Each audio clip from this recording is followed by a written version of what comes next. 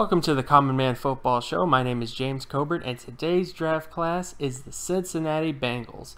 Starting with the first pick of the draft, John Ross, wide receiver out of Washington. Production-wise, he scored a 72.89 out of 100 in terms of his passing yardage market share production. When you compare that to five-time All-Pro, five-time Pro Bowl, three-time Pro Bowl wide receivers, he hit the three-time Pro Bowl wide receiver area when it comes to his passing yardage market share production.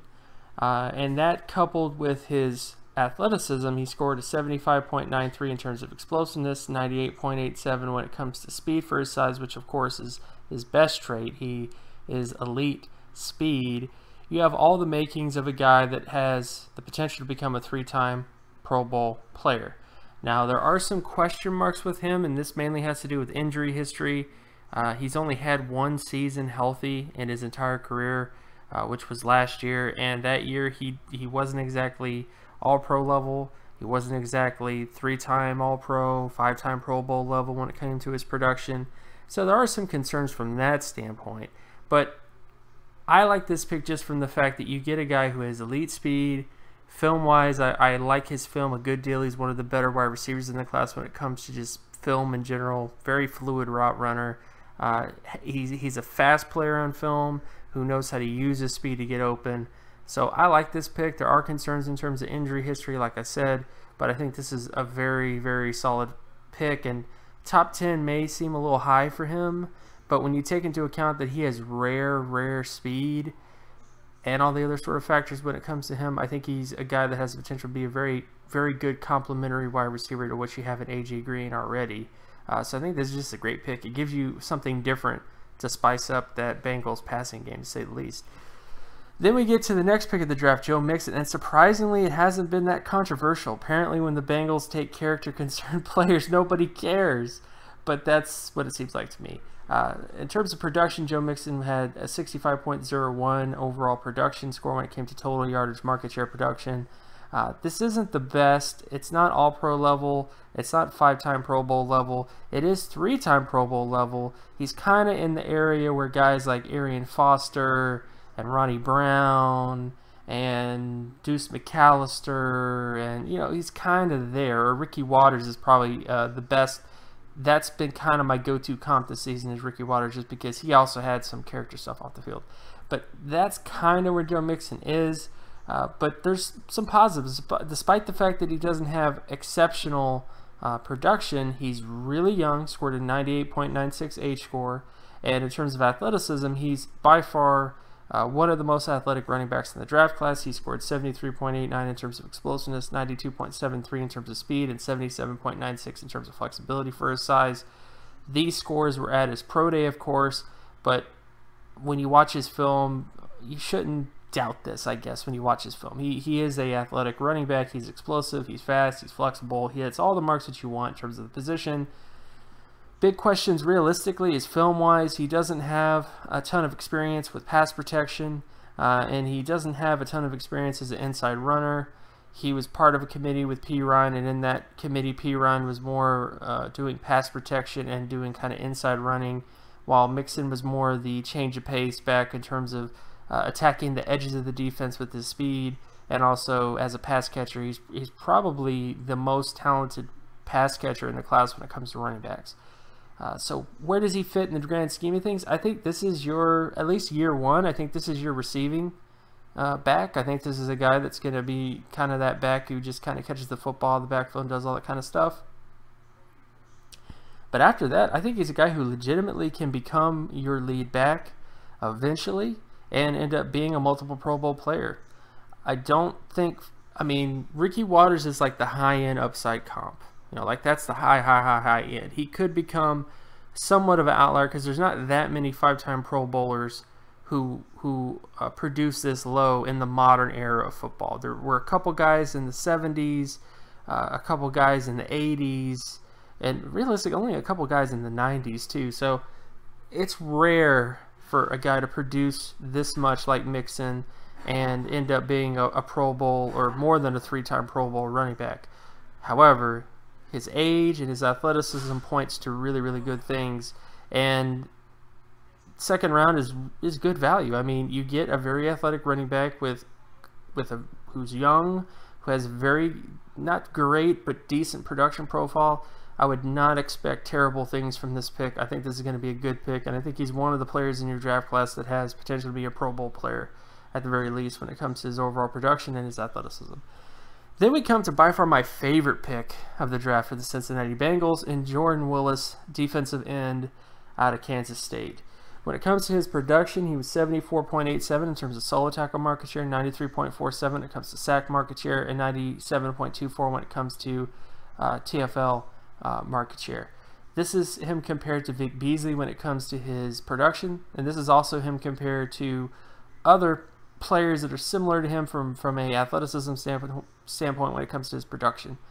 He's a very impressive player when it comes to his all-around production profile. I've said that a lot, but he's very good when it comes to his overall production.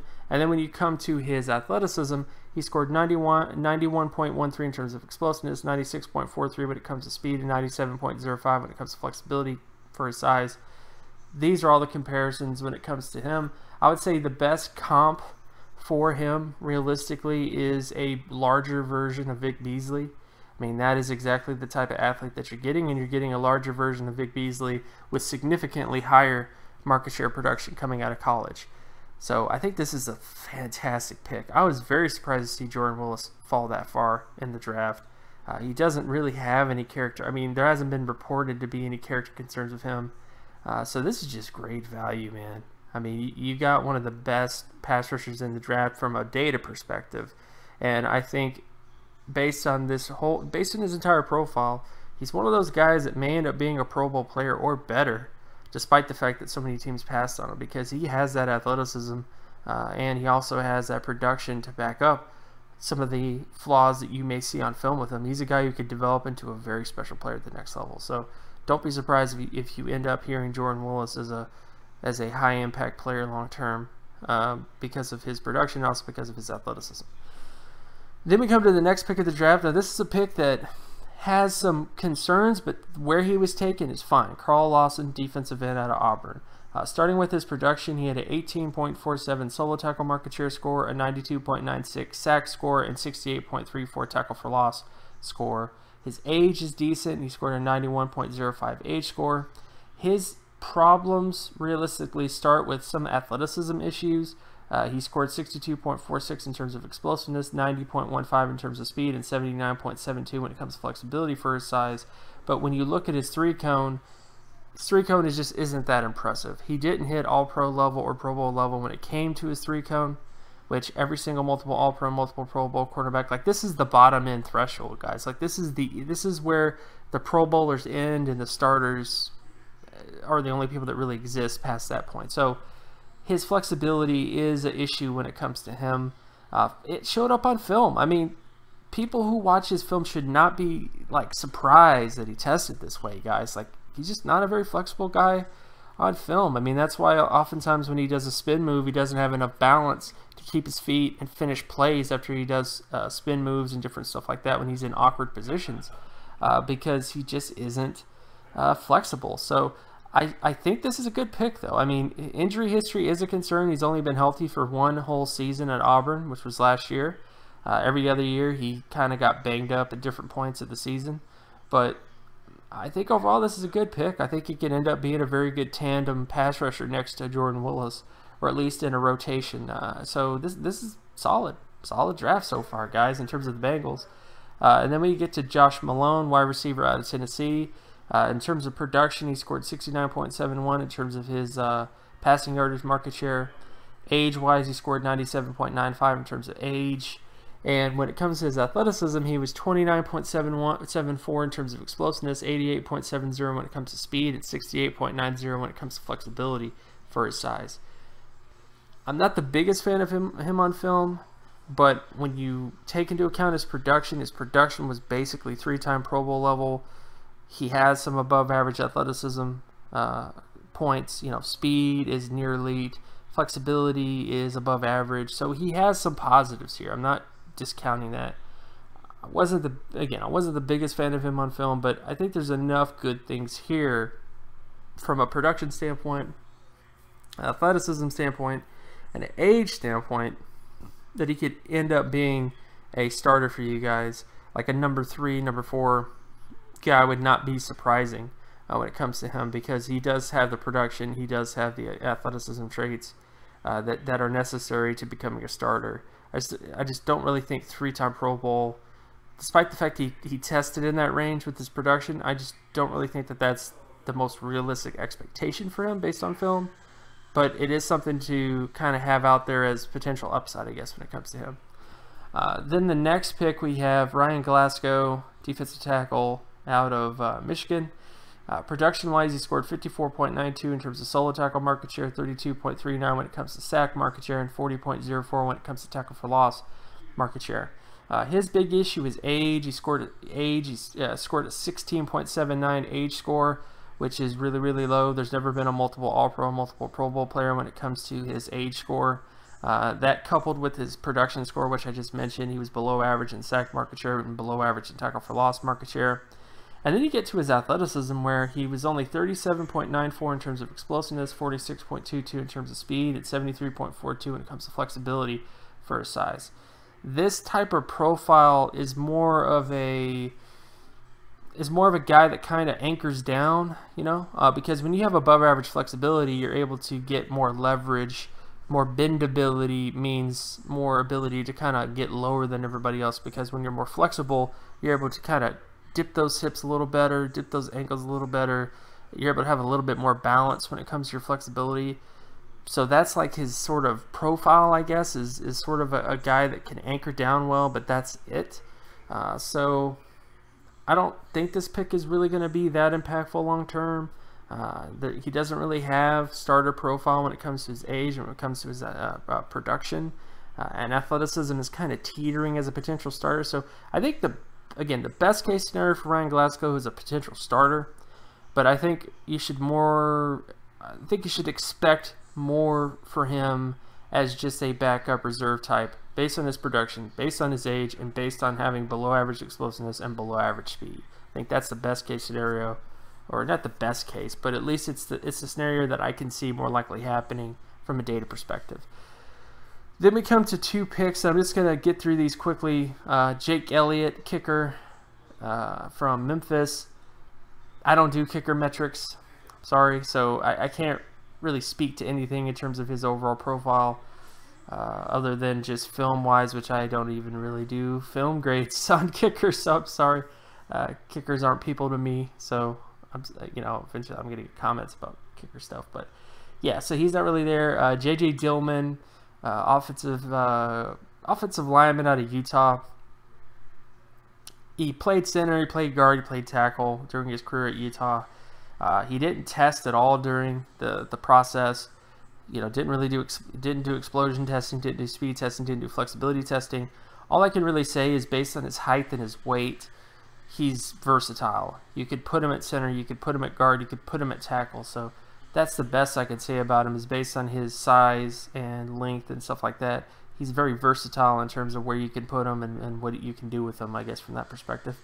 Then we come to Jordan Evans, linebacker out of Oklahoma. In terms of his solo tackle market share, he scored 67.95 in terms of that metric. He didn't hit Pro Bowl level or All-Pro level when it came to solo tackle market share. Every single multiple Pro Bowl linebacker hit at least 77 when it came to solo tackle market share, and every single All-Pro linebacker hit 91 or higher in terms of solo tackle market share. So Jordan Evans didn't hit any of those areas.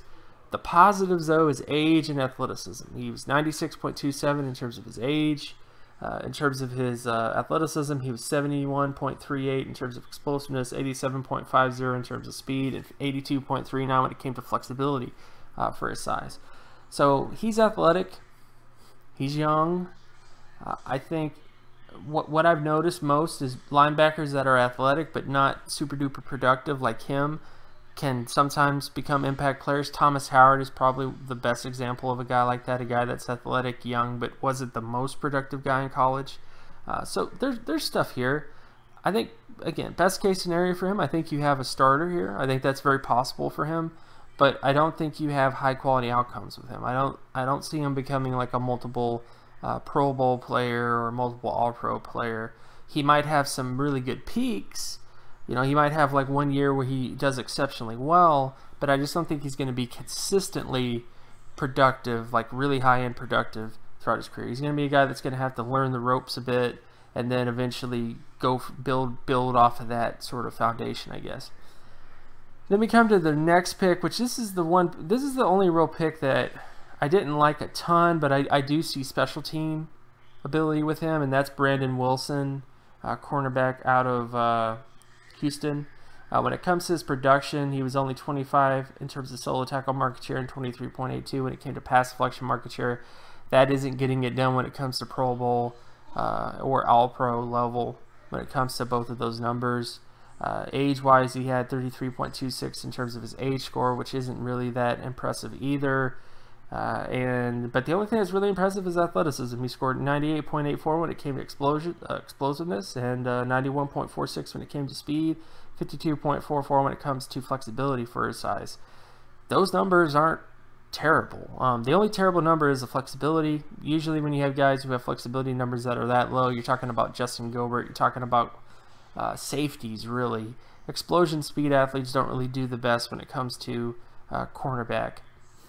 But if you're thinking about this guy as a special teamer, though, I think this is great. When you have a guy that's explosive and fast, you basically have like a Cordell Patterson kind of athlete, if you will. And he was a Pro Bowler, so I think that's how you view this pick. He could end up being a pretty cool special teamer on your team, because that explosiveness and speed is evident on film, and I think it's something that can be helpful when it comes to special teams. And then the last pick of the draft, Mason Schreck, tight end out of Buffalo. This is a guy that I was telling everybody. I was telling everybody about Mason Schreck back in November. You can check the tweets. I was a big fan of him. I really liked his yards after the catch ability. He was one of those guys that was able to break tackles and keep moving and drag people behind him. And it's just he played at Buffalo, which was terrible this year. They were not very good. They were not a good team, so nobody watched them. But when it comes to production, he was 89.30 in terms of his passing yardage market share. Age is not that good, though. Scored 38.38 in terms of his age score. Athleticism-wise, he scored 71.64 in terms of explosiveness, 60.21 when it comes to speed, and 53.89 when it comes to flexibility for his size. Best case scenario, you're looking at a backup or to starter, I think, is potential with him. He's a guy who can block. He is nifty after the catch. So there's positives here. I wouldn't put too much stock into him becoming a starter because his age, and he was really productive, but he was productive against competition that was very low. I mean, he played at Buffalo for crying out loud, so there is some concerns there. But I think this is a really good value pick. I think if you're thinking about this as a guy that can become a backup that he's one of those guys who's teetering on the edge of a starter, like a really, really good, consistent starter. So I like players that are like that. I don't know about you, but I like players that are like that from that perspective. A guy that, you know, is not necessarily good enough to take the starter's job, but is good enough to be a really high-quality backup. So I like the pick from that perspective with Mason Schreck. And I am a little biased because I really like his film, but I do think that this is a solid pick for you guys to finish off the draft. So overall, with the Cincinnati Bengals draft, this is the best draft class that I've actually looked at this year when it comes to this draft class. I think when you look at the top 3 picks, you're talking about 3 players that have legitimate, like really, really good chances of becoming multiple Pro Bowl players, and some of them might even become multiple All-Pro. In the case of Jordan Willis, that's a bit of a high expectation, but he has the profile for it. He had he was one of those players in this class from a data perspective where almost everything was flawless when it came to Jordan Willis. So I would expect big things from him based on his athleticism, production, and everything when it comes to his profile. And then, of course, you get Carl Lawson, you get Josh Malone. Those are 2 guys that I think are going to end up being starters for you. The unknowns is Jake Elliott and J.J. Dillman. Those are 2 guys that I really don't know 100% how they're going to turn out, but, you know, because they don't really have much data to really say either way about them. Jordan Evans is a guy that I think could become a potential starter because of his age and because of his athleticism. Mason Schreck is a guy that could be a starter based on his film. He was also really productive, and he also has some positive athleticism traits. And Brandon Wilson might be a very, very intriguing special teamer. So this might not be like a pick. This might be a really, really impactful player when it comes to special teams. And the only concerns here is just injury history of Carl Lawson, injury history of John Ross, injury history of J.J. Dillman. Like, there are some concerns when it comes to injury history, but when you look at this entire draft class from top to bottom in terms of potential based on age, production, athleticism, and all that other stuff, there's a lot of positives here. So again, I really, really like this class. I think there's a lot of potential for this class to be the best, if not one of the best draft classes when it's all said and done in a couple years. That's just how good it is from a data perspective. So we've come to the end of the show. My name is James Coburn. You can follow my work at draftcoburn.wordpress.com. You can also follow me on Twitter at Geometrics. And if you are a big fan of this work, leave a like and subscribe. The best way to help this channel out is just to do that, to leave some love, and stuff like that. So, and also share this with your friends, your family, whatever. If you want more content like this, if you want more information like this, just do it. Like it, subscribe it, comment on it, and other than that, oh yeah, and leave a comment too if you have any questions about anything data related, or where I got these things and all that kind of stuff. Just let me know. Some of the stuff is published at draftcoburn.wordpress.com, some of it isn't, so just contact me if you have any questions about that sort of stuff. And that's about it, guys, when it comes to all that stuff. So I will talk to you guys in the next video coming up. Peace.